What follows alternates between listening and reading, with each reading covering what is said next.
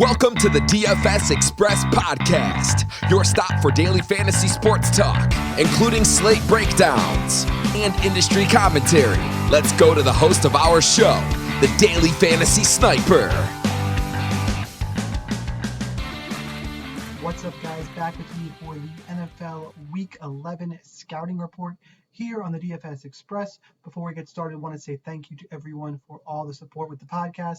Please keep on subscribing wherever you listen, like and comment if that's on YouTube. Appreciate all that. You can give me a follow on Twitter at sniper_DFS. Scouting report early week preview, so you're really kind of high level first look at the upcoming NFL slate on DraftKings and FanDuel primarily is where I look, but these things will apply to wherever you play, DFS, fantasy draft, all that good stuff. Just a first look at the week, and let's jump right into the content this week. I won't bore you guys with too much of the intro. First game up, Dallas at Detroit.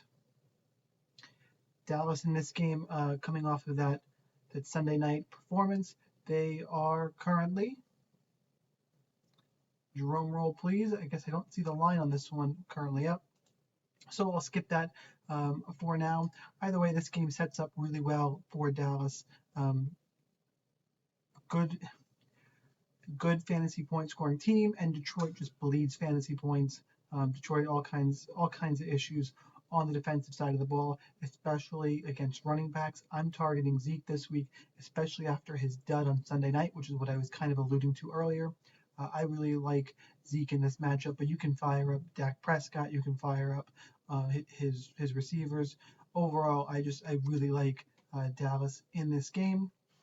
Going to be one of my favorite teams to target, and hopefully people are off them based on Sunday night. But if they ended up as chalk, it wouldn't surprise me too much.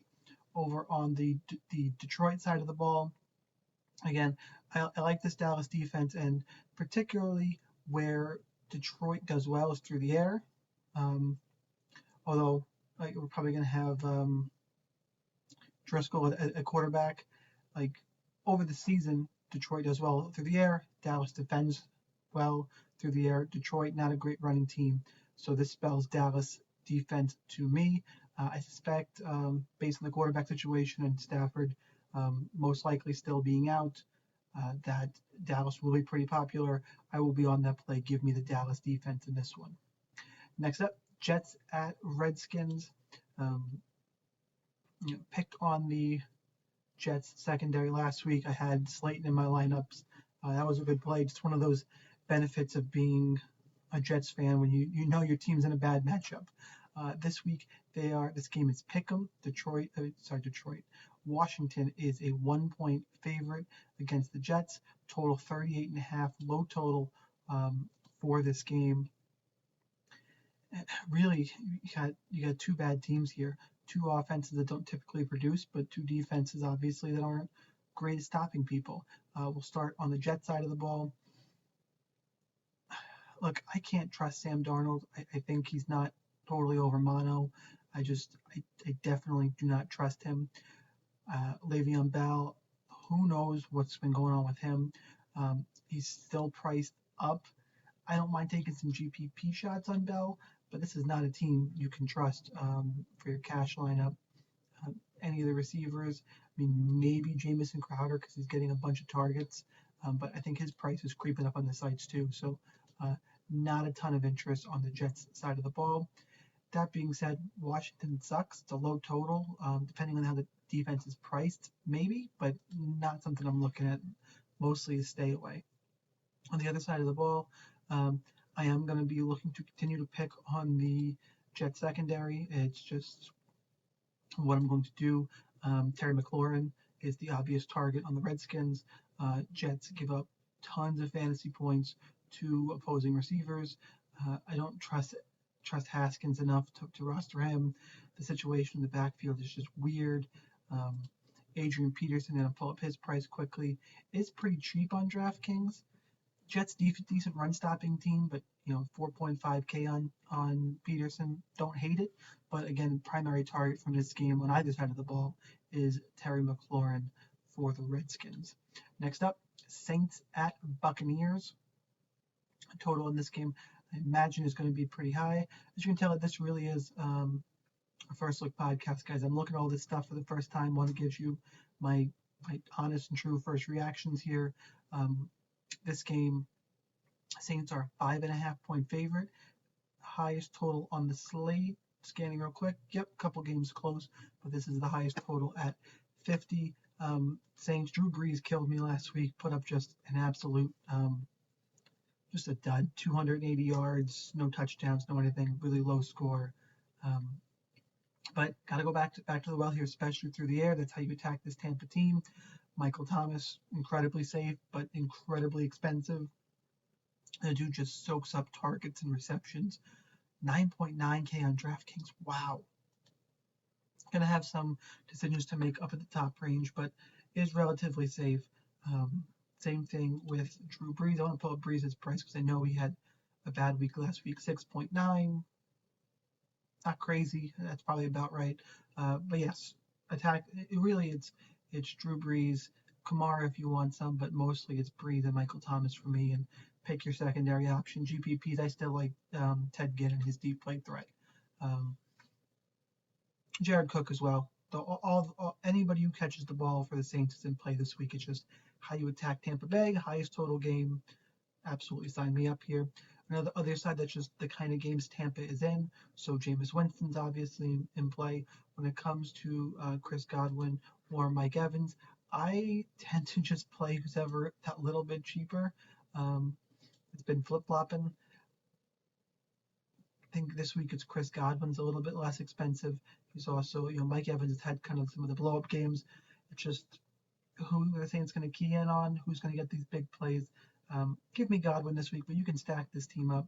I know that Ronald Jones had a big week last week. Saints good at stopping the run. I wonder how much love he's going to get this week. 5.2K on DraftKings, 6.4 on FanDuel. Again, as a last guy in, I guess I don't hate it. The highest total game of the slate, but it could be chalky. But just I'm sticking to the air in this one.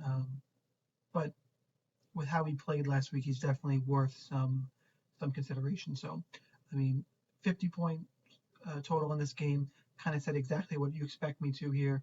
I'm wondering if people will jump off of Brees and the Saints after last week. Most likely not, but it's not a spot where I'm going to either. Denver at Minnesota.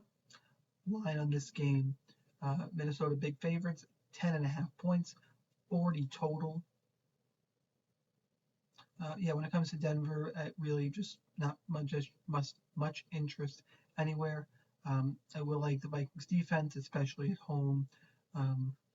Again, nothing jumps out to me here. Courtland Sutton is too expensive for the matchup. You can score on Minnesota through wide receivers, but got Brandon Allen throwing the ball.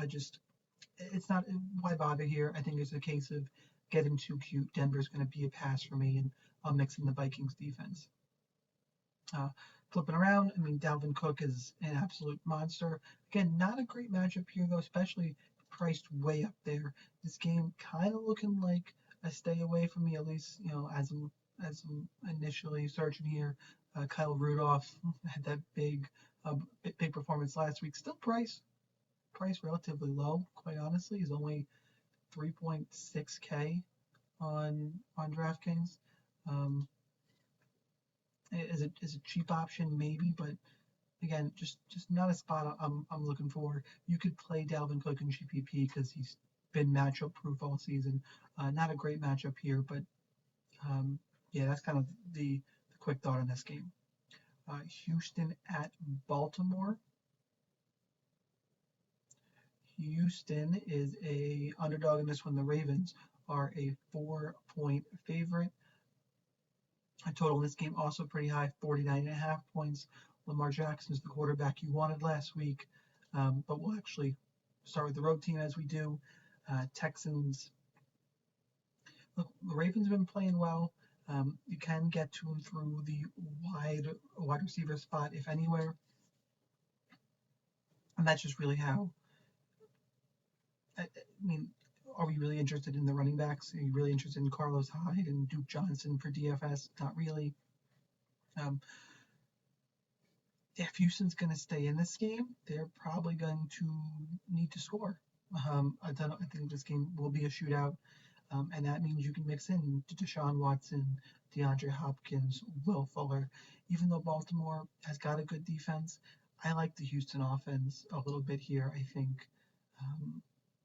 think this game does play pretty high scoring. I want to pull up the price on DeAndre Hopkins. Just, Michael Thomas was 9.9K, Hopkins 8.1.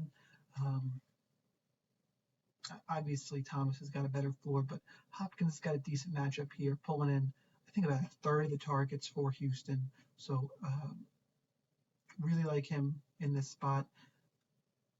I just like this game in general, outside of the running backs for Houston. Flip it around, obviously, Lamar Jackson just totally on fire. Getting expensive though, 7.7 on DraftKings, 8.8 on FanDuel. He is the dual threat, and Houston's a good matchup for him. Houston allows plenty of points to opposing quarterbacks. In terms of in the air, they typically, you can get at them through the wide receiver. That's where things get a little interesting. I mean, I guess Marquise Brown, the best play there, and he's priced in the mid fives. After that, you get Willie Snead, Miles Boykin. Mark Andrews is getting the most targets on the team. Houston typically defends the tight end well, but Mark Andrews is a different kind of tight end, so I think you can mix him in here. Like I said, I like stacking this game up. All those guys I just mentioned are in play. Unlike the last few couple of duds we had talked about, Houston and Baltimore is a game that I do like. Buffalo at Miami. Buffalo is minus 6, 41 point total in this game. The Dolphins have won 2 in a row, so holy shit there. I like Josh Allen this week. I do. The Dolphins have won 2 in a row. Josh Allen is a pretty consistent fantasy scorer. Not sure about his ceiling in this game, but I think he's got a really good floor. Runs a little bit. Miami obviously is just Miami. So I think Josh Allen is relatively safe in this matchup. And then you got Singletary and Gore. It's a weird spot. Obviously, I'm going to prefer Singletary getting more work lately. Still priced pretty well. So Singletary will be on my radar. And when it comes to these receivers in Buffalo, I don't think I can use them outside of game stacks just because I don't. You have John Brown, Cole Beasley. Beasley's probably a little bit too cheap on DraftKings at 4.7K. I just pulled up, so he's my favorite of the receivers there. But I don't mind a couple Buffalo stacks. I just, Miami's won 2 in a row, and maybe people are thinking they're turning it around. I'm just, look who they've beaten. I'm just not a believer. So I'm gonna have some Buffalo this week. I'll probably have more Buffalo than most. With Miami, as I've said, playing well. Kalen Ballage getting touches, 4.3K on DraftKings. Don't hate that at all as a cheap running back option, especially against Buffalo. Outside of that, though, give me the Buffalo defense, but Ballage is an interesting play for cheap, especially if value doesn't open up. But I suspect we will have a little bit of value this week, waiting for some injury news. I'm just scrolling real quick to make sure I didn't pass it. I didn't. The big injury news still coming up, so there will be some value this week. But Ballage does offer a little bit of option there as well. Jacksonville at Indianapolis. Jacksonville. I'm assuming Jacksonville's the favorite as I'm scrolling here. Oh, another one I can't find. Probably because just dawned on me. Jacoby Brissett. So I'm going to break this down. It really doesn't change anything too much for me in terms of pricing, it's just whether or not you can use the Indianapolis receivers at all. But even though, even with that, I'm not going crazy to roster these guys at their prices. I want to pull up the price of Zach Pascal real quick. Yeah, it's too much. If anybody on the Indianapolis side would target, I know I'm jumping to the home team, but it's what I did here, just at an instinct. It would be the tight ends, Ebron or Doyle. Don't hate that. Ebron is 3.6. Doyle is 4. I mean, Ebron for cheap. He's getting some targets. Indianapolis likes their tight ends. But if depending on the injury news, and even if Brissett is back, like, Jacksonville defense has to be in play here. Going to the Jacksonville side, Leonard Fournette has been consistent all season. Just got to punch some more in. But he's almost 8K on DraftKings on the road. It's weird, and Indianapolis got a decent run defense. Again, the place to attack Indianapolis is at their tight end, and there's not much there for Jacksonville. The receivers, DJ Chark, Westbrook, those guys are cheap. I know Westbrook was dealing with an injury. I don't mind either of those guys as a one-off, especially. I want to look at the injury reports, but Westbrook for cheap is probably where I'm looking at this game, as well as the defenses. All right, moving on. Atlanta at Carolina. Carolina is a 5.5 point favorite. Total, one of the highest on the slate, half point behind the highest on the slate at 49.5.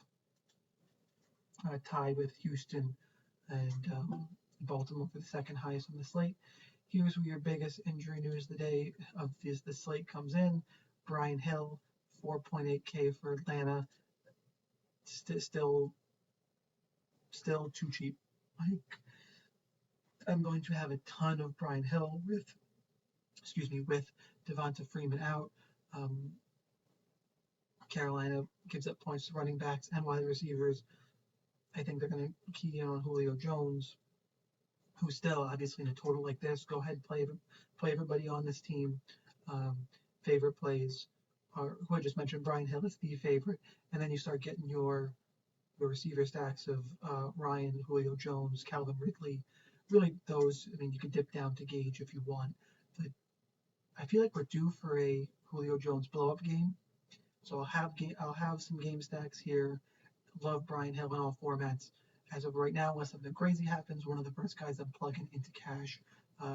Just too cheap for his role here. Carolina, on the other side, like I said, I don't mind stacking this game up at all.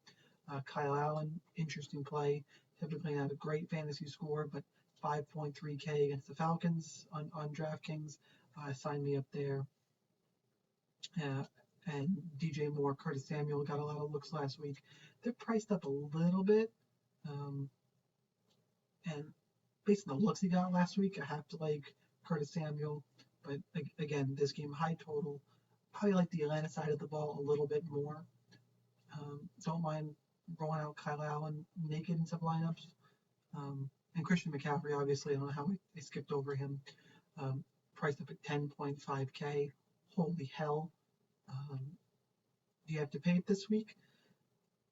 With Brian Hill, he's got a safe floor, but there's merit to fading him in GPP because he's going to need 40 points, 35, 40 points to win you a GPP.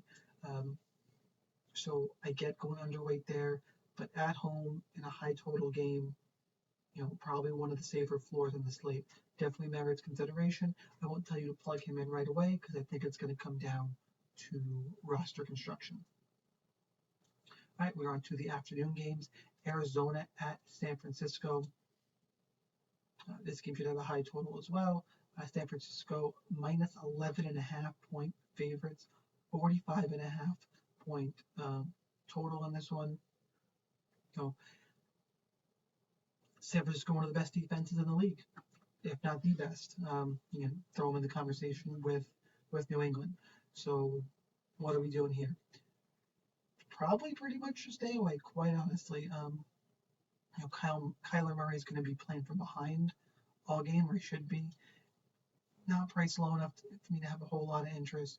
I don't want to attack this San Francisco defense. San Francisco defense, depending on how they're priced and the site you're playing, you could look there because they're so good. But Arizona, not a bad offense. Obviously, have some weapons. Don't know how much I want to target them if San Francisco is crazy expensive. With San Francisco, Arizona, you can attack everywhere. They're in high total games. We have Matt Breida, who could be out. Emmanuel Sanders went down. So we got to wait on the injury news for all that. If Sanders, I'm assuming he's going to be out. Deebo Samuel is, it's 4 on DraftKings, 5.6 on FanDuel. So just going through this, we got a bunch of value opening up this week that could make it possible to fit in guys like Thomas and McCaffrey. Deebo Samuel, too cheap. Tevin Coleman, obviously with Breida out, maybe gets a little more action, but he's priced decently. The game script looks well for a running back. I don't trust this running back by committee stuff. Maybe if we get some clarity throughout the week. If you really think they're going to run it up, I think with Daniels out, Jimmy G could be sneaky play, GPP only at his price.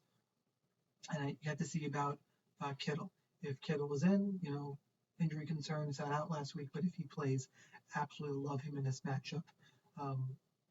Outside of the savings on Deebo Samuel, Kittle would be my favorite play in the matchup. New England at Philadelphia. Really good just football game here to watch. New England 4-point favorites. Obviously have that defense that is playing just outstanding right now. In the air, give me Julian Edelman. I think Edelman's a solid play this week, but he's priced up a little bit, and I'm not sure I don't want to find some more value and somewhere else and pay up at receiver.